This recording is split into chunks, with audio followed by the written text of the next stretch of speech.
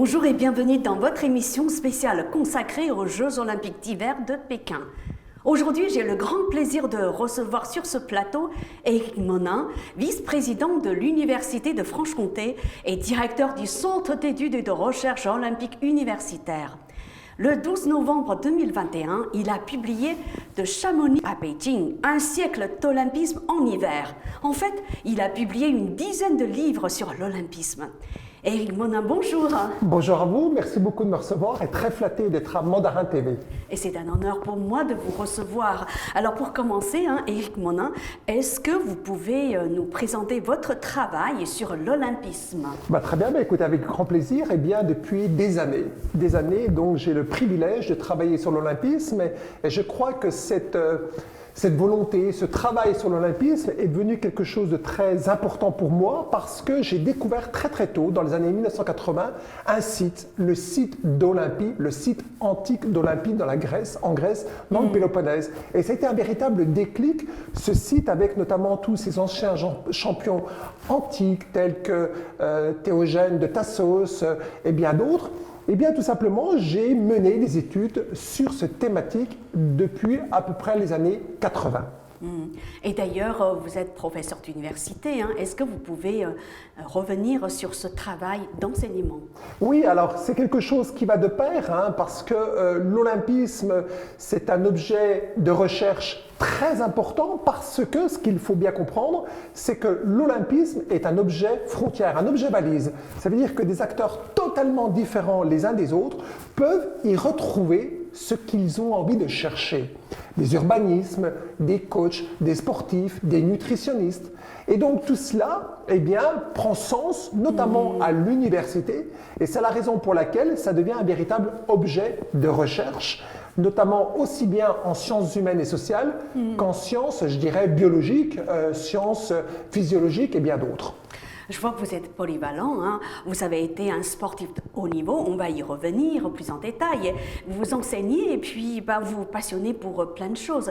En fait, quelle est la discipline ou les disciplines que vous enseignez à l'université? Alors, à l'Université de Franche-Comté, je suis, j'ai été recruté pour enseigner et notamment pour m'occuper à la base d'un master de management du sport. Un master, donc c'est Bac plus 5. Bac plus 5, master management du sport, et je suis également responsable des sports de combat en étant moi-même un ancien sportif de haut niveau, notamment en équipe de France de judo.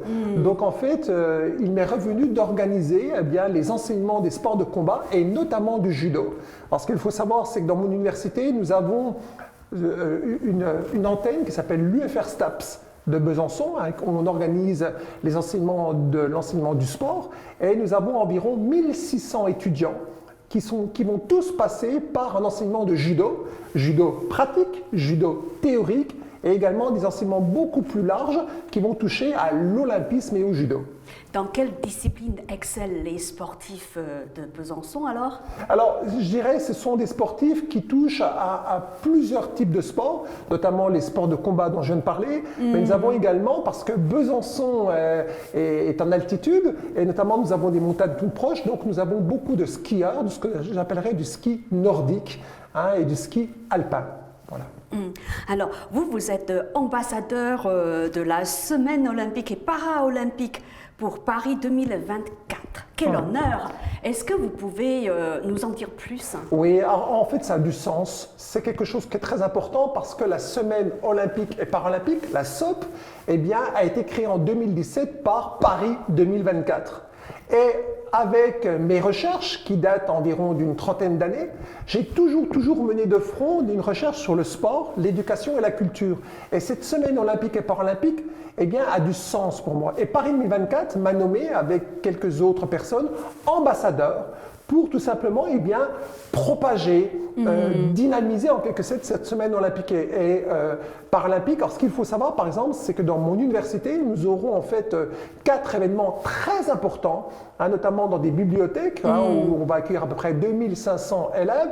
Nous allons avoir un colloque international autour de la boxe, on a fait le choix cette année, et nous allons récompenser tous les grands champions de notre université avec une exposition qui part de la genèse des Jeux Olympiques jusqu'à aujourd'hui. Et notamment, nous parlerons de Beijing 2022.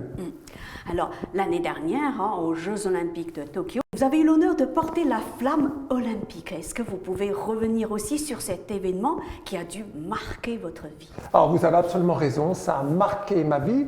C'était quelque chose qui était inespéré, porter, être relayeur de la torche olympique. Comment ça s'est passé alors? Alors, comment ça s'est passé? Mais déjà, je vais expliquer pourquoi j'ai été nommé porteur. C'est ça. Parce qu'aux Jeux Olympiques de Londres, en 2012, eh bien, le président du CIO, qui était à l'époque Jacques Rogge, eh bien, souhaite me récompenser par une médaille, soi-disant une des médailles les plus importantes au niveau mondial sur le sport. Il me décerne la médaille Pierre de Coubertin, Oui. qui tout simplement eh bien, fait que je deviens le premier Français Oui. à avoir cette médaille Pierre de Coubertin. Et nous sommes que quelques-uns dans le monde à l'avoir. Et à l'issue de tout ça, eh bien, l'organisation qui s'occupe du relais de la torche olympique de Tokyo, oui. me sollicite en tant que médaillé de la médaille Pierre de Coubertin. Et ils me demandent eh bien, de porter la torche. Et je leur dis, bah, écoutez, avec grand, grand plaisir. Et ils me disent, bah, écoutez, vous choisissez où vous allez courir. Alors, donc, en fait, c'est vous qui choisissez le parcours. Voilà, donc en fait, j'étais Faut courir, hein. voilà, j'étais sur le sol grec. Et donc, j'ai eu l'énorme privilège de choisir eh bien, le dernier relais, Oui. Notamment à Athènes, Oui. sur l'Agora, près notamment du Parthénon, vers l'Acropole. Mais comme vous le savez, malheureusement, le relais de la torche olympique de Tokyo a été annulé à cause de la pandémie du virus Covid-19. Donc en fait, j'ai bien la torche que j'ai à la maison, j'ai l'équipement, j'ai le diplôme, mais malheureusement, le relais n'a pas eu lieu.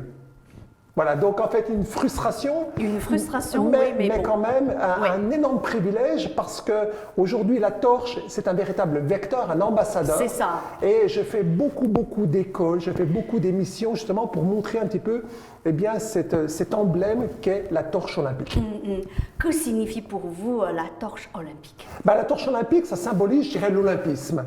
L'olympisme, c'est quelque chose qui, pour moi, a du sens parce que ça génère un certain nombre de disciplines, mais également de visions de la vie sur la culture, le sport et l'éducation.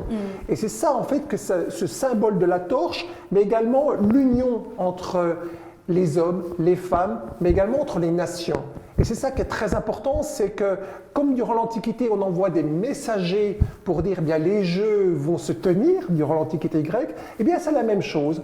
Avec ce relais de la torche olympique, on envoie en quelque sorte des messagers pour dire ça y est, les Jeux vont avoir lieu.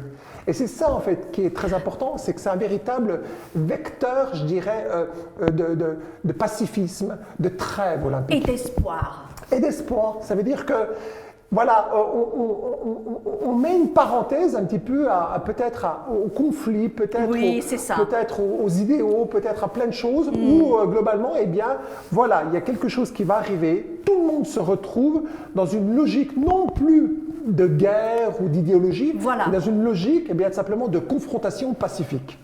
De paix, d'espoir. De paix et d'espoir. C'est ça qui est très important. Donc le sport, ça unifie les personnes du monde entier, en fait, au lieu de les séparer. Mais je crois que le sport, en fait, c'est quelque chose qui est très important parce que ça va bien au-delà de la politique. Et il y a quelque chose, moi, qui m'a toujours posé problème, c'est pourquoi utiliser le sport pour boycotter un événement. Le boycott vient toucher les athlètes. Et je crois que ce n'est pas les athlètes qui doivent subir peut-être les problèmes liés à la politique, à l'économie ou que sais-je encore, parce que les athlètes, eux, ce n'est pas leur problème. Il y a d'autres structures supranationales qui doivent gérer les problèmes de la planète entière. Ce ne sont pas aux sportifs. Et c'est pour ça que je crois que le boycott n'est pas quelque chose de bien, notamment aux Jeux Olympiques. Alors, Éric Monin, vous avez été un sportif de très haut niveau. Est-ce que vous pouvez revenir sur ce parcours sportif? Oui, si vous le voulez. Écoutez, j'ai eu la chance très très jeune, parce que je suis né, moi, en 1968. dès 1960 à Besançon, voilà. donc dans le Doubs en Franche-Comté, tout près de la Suisse. Oui. Hein, on le voit peut-être, on l'entend peut-être par mon accent. Eh bien, tout simplement, en 1973, à l'âge de 5 ans, mes parents eh bien, pensent, comme je suis grand, comme je suis, comment dire, une certaine corpulence, ils me disent, bah, on va te mettre au judo. Et dès 1973, eh bien, je fais du judo et immédiatement, je dois dire, eh bien, les choses sont bien passées. Pourquoi pas? Mais en fait, c'est une rencontre.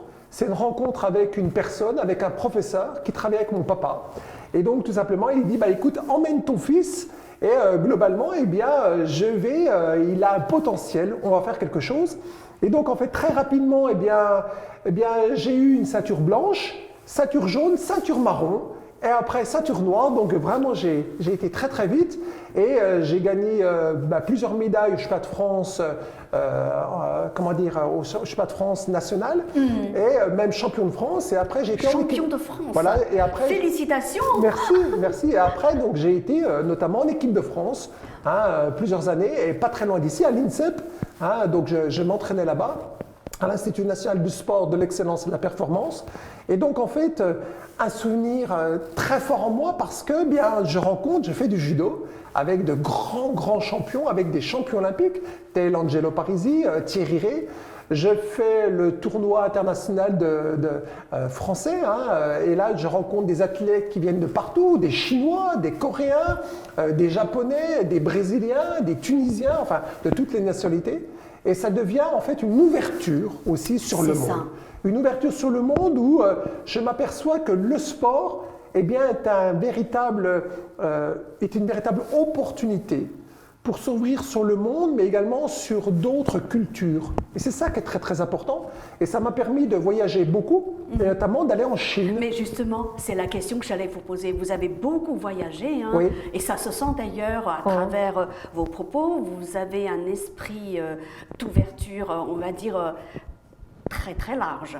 Est-ce que vous pouvez revenir sur vos déplacements successifs à l'étranger? Allez, on commence par votre premier déplacement à l'étranger. Alors, mon premier déplacement à l'étranger, eh bien, c'est vague dans mon esprit parce que ça remonte à très très loin, dans les années 80. Dans les années 80, voilà, j'étais très jeune. Voilà, je reste beaucoup en Europe, mais en Europe, je fais la Grèce, je fais la Scandinavie, la Norvège, la Suède, je fais l'Écosse, je fais l'Angleterre, je fais l'Espagne. Et après, bon an, mal an, après, eh bien, je vais, découvrir le reste du monde. Et je fais beaucoup de fois la Chine. Beaucoup de fois même. Voilà, je vais beaucoup de fois parce que je suis invité notamment en tant qu'expert du CIO, du Comité international olympique, pour assister notamment à Pékin, avant les Jeux de Pékin. Je suis invité de nouveau pendant les Jeux de Pékin, après les Jeux de Pékin, notamment au sein d'une conférence mondiale qui s'appelle l'Union mondiale des villes olympiques. Et donc je suis revu en tant qu'expert, en tant que conférencier international pour parler dans le nid d'oiseaux de Pékin. Donc j'ai la chance d'aller au jardin d'été, notamment à Pékin, de pouvoir parler, de pouvoir m'exprimer sur la culture, l'éducation et le sport.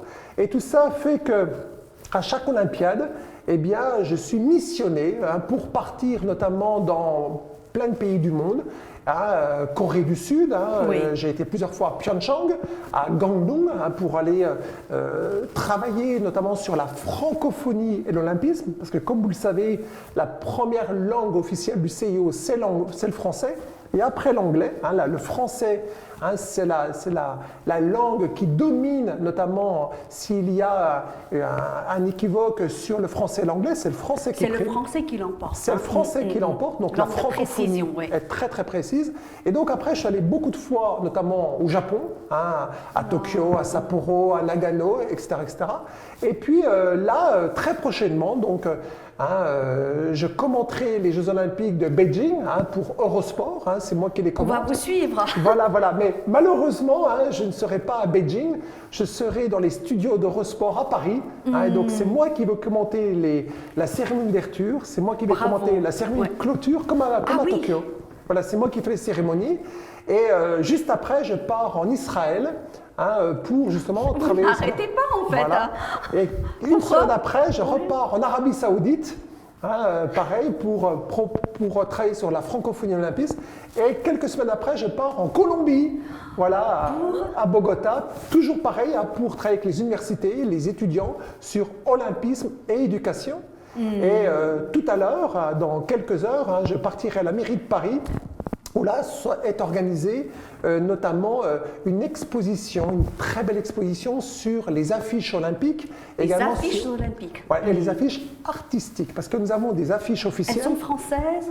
Non, chaque comité olympique organise un vote, en quelque sorte, sur les affiches officielles. C'est un concours? C'est un concours, et après, les artistes, peut-être pékinois, peut-être chinois, eh bien, vont également proposer pour Beijing des affiches qu'on appelle les affiches artistiques. Vous allez exposer combien d'affiches alors? Alors en fait c'est la mairie de Paris qui les affiche. Moi simplement j'ai participé justement au choix, j'ai participé aux côtés de la ville de Paris notamment en proposant des posters hein, que j'ai amenés, que j'ai proposés. Et donc en fait il y a 24 affiches artistiques et nous avons toutes les affiches officielles des Jeux Olympiques de 1924 à 2024 parce que comme vous le savez, la 33e Olympiade aura lieu, notamment à Paris. C'est ça, hein, mais bien sûr, voilà. que vous attendez avec impatience. On attend avec impatience. Après ceux de Pékin, n'est-ce pas? Voilà. Mais quand même, ce qu'il faut, c'est parler de ce livre, parce qu'en fait, de Chamonix à Beijing, un siècle d'olympisme, il y a un record. Ce record, c'est que Beijing, Pékin, c'est historique, organise les Jeux d'hiver, mais a organisé sur les mêmes sols, dans le même stade, le Nid d'Oiseau, les Jeux de l'Olympiade en 2008. Donc c'est quelque chose d'historique. C'est-à-dire que... Est-ce que c'est unique? C'est unique. Ça veut dire mais pourquoi justement? C'est unique parce qu'en fait le Comité international olympique veut absolument aujourd'hui, et à juste titre, éviter qu'il y ait de multiples dépenses ou qu'il y ait des dépenses et après avec des installations qui ne servent plus. Et le vrai dossier de Pékin, ça a été tout simplement de dire on veut organiser les Jeux Olympiques d'hiver, mais on va réutiliser des sites existants, notamment le Nid d'Oiseau, le stade pour la cérémonie d'ouverture, la cérémonie de clôture, mais également à Pékin, hein, je crois que vous connaissez bien Pékin, il y a tout près... J'y suis née. Voilà, tout à côté du Nid d'Oiseau, il y a le Cube. Il y a le cube, voilà. Oui. Et dans le cube, nous aurons les sports de glace qui seront là. Donc en fait, la grande richesse, notamment de ces prochains Jeux, ça va être sur les sites proposés. Nous aurons un grand nombre de sites qui vont être réutilisés. Donc en fait, ça fait baisser le coût des Jeux Olympiques. Et ça, c'est très important. Voilà. Alors maintenant, je prends le relais, je vais reprendre votre livre. Je vous en prie. Comme si c'était une torche olympique. Oui. Voilà, alors on va parler de votre livre. Pourquoi avoir écrit ce livre? Parce qu'en fait, j'ai été surpris d'une chose. J'ai été surpris, c'est que les Jeux Olympiques d'hiver arrivent très très tard. Pierre de Coubertin va l'écrire en 1924. 1924, justement, pourquoi si tardivement? Si tardivement, il y a une raison. Il y a une raison, c'est qu'il y avait auparavant, à partir de 1900, déjà des formes de Jeux Olympiques d'hiver qu'on appelait les Jeux du Nord, mais qui avaient la mainmise des Scandinaves, des Norvégiens, des Suédois, des Finlandais. Et Pierre de Coubertin, pour s'assurer que les Jeux Olympiques fonctionnent bien, il va tout simplement... C'est pas que dans le Nord, n'est-ce pas, de l'Europe. Voilà, il va tout simplement dire je lance des Jeux Olympiques globaux avec plein d'épreuves. Et il s'aperçoit en 1924 qu'il y a une opportunité. Laquelle? Cette opportunité, c'est que Paris organise les Jeux Olympiques et il va proposer en parallèle qu'une station de sport d'hiver qui s'appelle Chamonix, dans les Alpes françaises, organise une semaine internationale des sports d'hiver. Et là, à la stupeur, cette semaine est un véritable succès. Pierre de Coubertin, l'année suivante, en 1925, propose à toutes les personnes du CIO de dire je propose que cette semaine internationale devienne tout simplement les premiers Jeux Olympiques d'hiver. Et ça m'a complètement surpris. Ça, c'est la Et première de chose. fil en aiguille, c'est devenu les Jeux Olympiques Voilà. d'hiver. Et ce Donc qui ça m'a- a démarré à Pékin, à Chamonix, pardon. Donc ça a démarré en France. Ça a démarré en France avec une À volonté de Chamonix. Pierre de Coubertin, à Chamonix. Et là, il s'est passé Wow. quelque chose qui m'a extrêmement surpris. Alors, c'est la raison pour laquelle, après, j'ai fouillé tout cela. C'est que, tout simplement, et c'est assez incroyable, c'est que chaque ville qui organise, durant l'entre-deux-guerres, les Jeux Olympiques, était prioritaire pour organiser les Jeux Olympiques d'hiver. Et donc, je vous donne un exemple. Paris 24, Chamonix 24.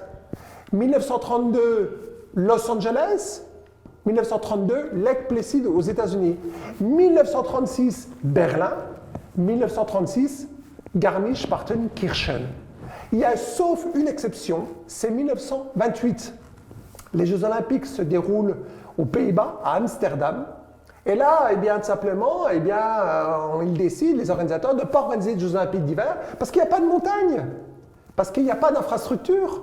Donc, en fait, c'est Saint-Moritz en Suisse qui va les organiser. Mais ce qu'il faut bien comprendre, c'est que durant l'entre-deux-guerres, toutes les nations organisant les Jeux Olympiques sont prioritaires. Et c'est ça qui m'a intéressé. Priorité. Et je ne savais pas ça. Donc, en fait, j'ai fouillé.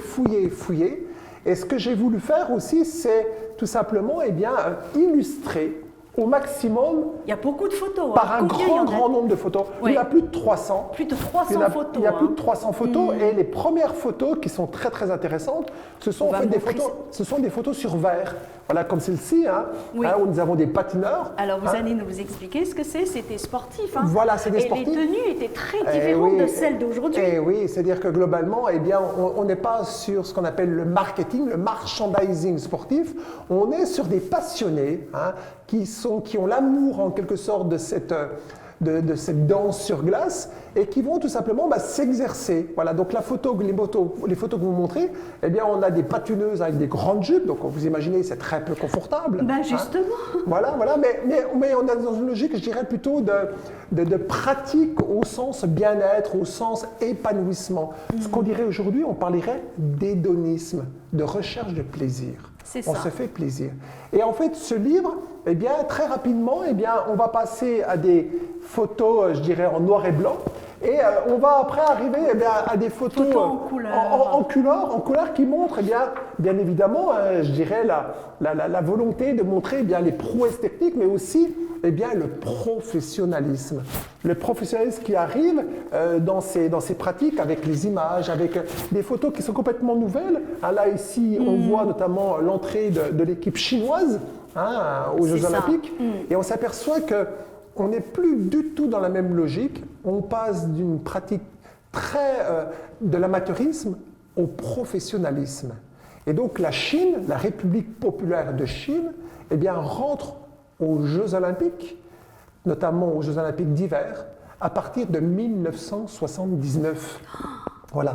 Et donc à partir de 1979, la Chine est présente. Très très tardivement Oui, aussi. Hein, ouais. très très présente aux Jeux Olympiques et elle va tout simplement participer aux premiers Jeux Olympiques d'hiver, notamment aux Jeux de Lake Placid en 1980. Voilà. Et donc aujourd'hui, Beijing, le Comité national olympique de la République populaire de Chine, eh bien, elle a un objectif, je pense, c'est peut-être de battre son record de médailles qu'elle a obtenu à Vancouver, notamment en 2010, avec Vous avez les chiffres. Voilà, c'est ça, avec Oui. 11 médailles. 11 médailles. 5 titres. 5 titres. 5 titres, donc, mais aussi avec une délégation très forte Ouais. de 89 athlètes chinois, donc qui se rendent à Vancouver. Voilà, donc l'objectif, je pense que pour la délégation chinoise, Voilà. eh bien, c'est peut-être de battre son record de Vancouver. Voilà. Et l'objectif pour l'équipe de France alors? L'équipe de France, je dirais, c'est peut-être d'égaler en tout cas son nombre de médailles qui est de 15, notamment à Pyeongchang. Déjà pas mal. Hein? C'est déjà très très bien. Elle se oui. classait au 9e rang. Alors ce que je n'ai pas dit pour la Chine à Vancouver, elle s'était classée au 7e rang. Hein, donc c'est un parcours incroyable.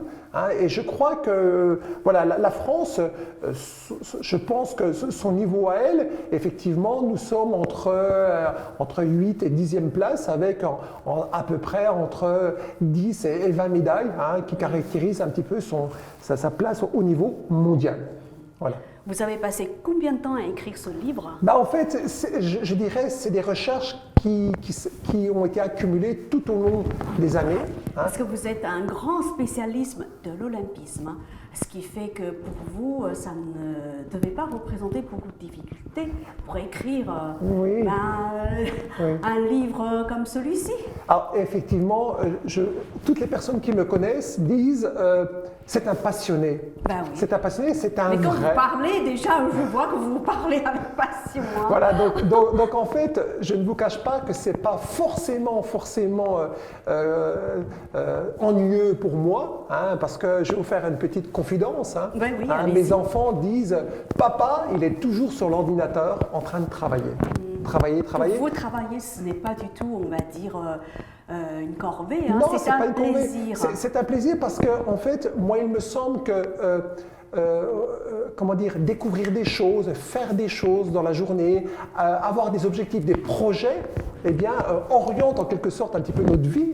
Et je crois qu'une vie bien remplie, eh bien, c'est de faire une multitude de choses. Hein. C'est pour ça que j'ai eu la chance, moi, de faire de la musique. Hein. J'ai joué à l'Orchestre Philharmonique de Besançon. J'ai fait du sport de haut niveau. J'ai fait l'agrégation, un doctorat pour être professeur. Un doctorat. Voilà. Sur quel thème? Sur l'olympisme. Sur l'olympisme, bien évidemment. Ouais. Hein, sur, en fait, comment l'olympisme est perçu dans le système scolaire français. Voilà, donc ça a été mon doctorat pour voir comment ça peut influencer. Parce que ce qu'il faut bien comprendre, c'est que la jeunesse dans le monde, en Chine, en Colombie, aux États-Unis, en France, en Europe, en Asie, en Amérique, la jeunesse est fortement influencée par les médias. Et il y a 3 médias, enfin 3 événements qui touchent beaucoup la jeunesse. La Coupe du monde de foot, les Jeux Olympiques et le Tour de France. Voilà, il y en a 3. Et donc moi, je me suis intéressé aux Jeux Olympiques et j'ai essayé de comprendre est-ce que leur représentation de l'olympisme, ce qu'ils voient à l'écran, à la télé, est-ce que ça peut influencer leur propre pratique et donc combattre peut-être la sédentarité, l'obésité, bouger. Donc voilà, j'ai étudié tout cela, voir si les représentations et les pratiques peuvent tout simplement eh bien, s'atténuer, en tout cas la différence entre les deux ou pas. Voilà. Est-ce que vous avez quelques anecdotes à nous raconter sur l'écriture de ce livre? Oui, en fait, il y a une photo qui est extraordinaire. Et je crois que c'est ma photo préférée. Hein, notamment, c'est celle des Jeux Olympiques de Berlin en 1936. C'est la photo du milieu ici. Hein. Voilà, je ne sais pas si on la voit correctement, mais là, on a l'équipe de France qui est en train de préparer son bobsleigh pour descendre, notamment en 1936. Et nous avons donc le monsieur qui est juste au milieu, ici même, là. Voilà. Oui. Eh bien, il est en train de préparer son bob et il va tout simplement eh bien, concourir dans peu de temps. Et il est en train tout simplement en même temps de fumer la pipe. Ça veut dire qu'il n'était pas stressé. Il n'était pas stressé, mais ça veut dire que tout simplement, on n'est pas du tout dans une préparation aujourd'hui. C'est-à-dire qu'aujourd'hui, ça serait impensable de voir un athlète de très haut niveau à Beijing en train de fumer, en train d'avoir une pipe, et puis de dire, voilà, dans quelques minutes, eh bien, je vais tout simplement patiner ou je vais tout simplement descendre en bob. Donc voilà, ça c'est une photo qui est extraordinaire. Ça vous a marqué? Ça m'a marqué parce que ça montre bien une période du sport dans le monde, avec une période complètement nouvelle aujourd'hui, hein, où globalement, on va peut-être utiliser le sport à des fins politiques, on va peut-être utiliser le sport à des fins économiques. Et je crois que... Mercantile. Et je crois que moi, c'est ça qui me surprend un petit peu, ça me désole. Ouais. Ça me désole parce que pour moi, le sport, pour moi, les Jeux Olympiques, c'est ce fameux adage de Juvénal, vous savez, ce poète satirique du IIIe siècle après Jésus-Christ, Anima sana in corpore sano. C'est Juvénal. Un esprit sain dans un corps sain. Et je crois que cette harmonie entre le corps et l'esprit, eh bien, est quelque chose de très important. Très, très important. Vous savez, en judo, avec mes étudiants, Jigoro Kano, lorsqu'il crée le judo en 1882, il a 2 maximes. Première maxime, Seiryo Kuzenyo, et deuxième, Jitakyoe, entraide et prospérité mutuelle. Pour que je prospère, eh bien, tout simplement, je dois m'entraider avec d'autres personnes. Tout seul, ce n'est pas possible. Et la deuxième, c'est meilleur emploi de l'énergie. Je vais utiliser mon énergie à des fins positives. Et tout ça doit conduire sur le Shinji Tai, ça veut dire la valeur morale, technique et corporelle, pour m'élever vers le Do, vers la voie spirituelle.